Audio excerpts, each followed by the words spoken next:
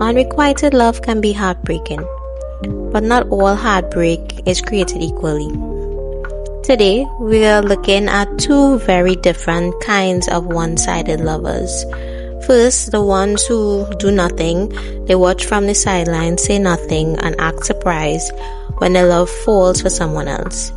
And then, the one who knows their person is in love with someone else but refuses to let go, holding on and hoping even when the end is obvious. You say that you're in love, but you barely show up.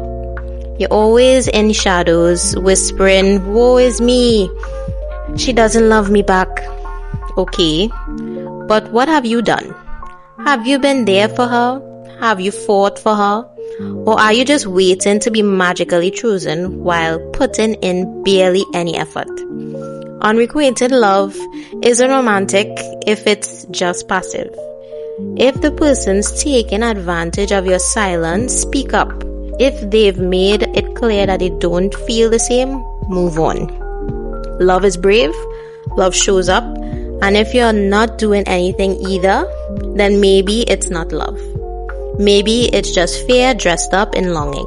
You know the character, the one who swoops in while someone is clearly in love with someone else, thinking that they could be cured, they can be the cure, the distraction, or the new beginning.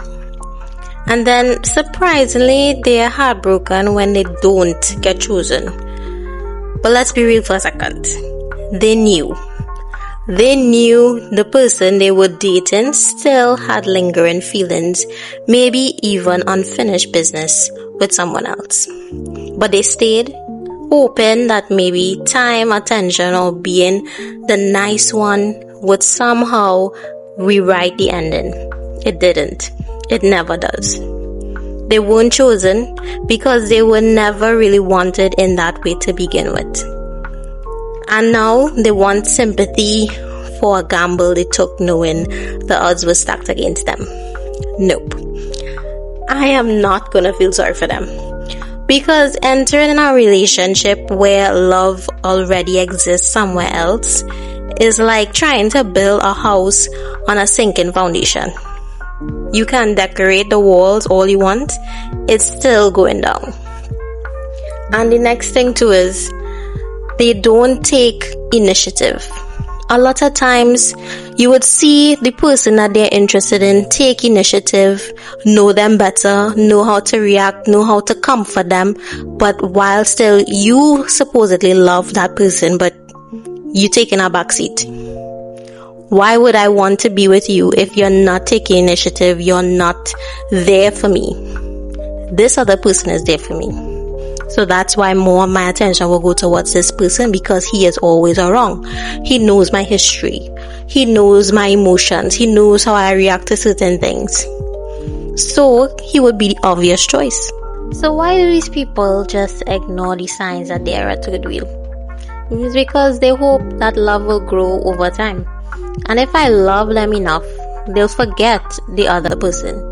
If I love them enough, they'll forget the other person. People convince themselves that time, effort, and loyalty will eventually win over someone's heart, even if it's already elsewhere. It's the classic case of trying to earn love that was never theirs to begin with.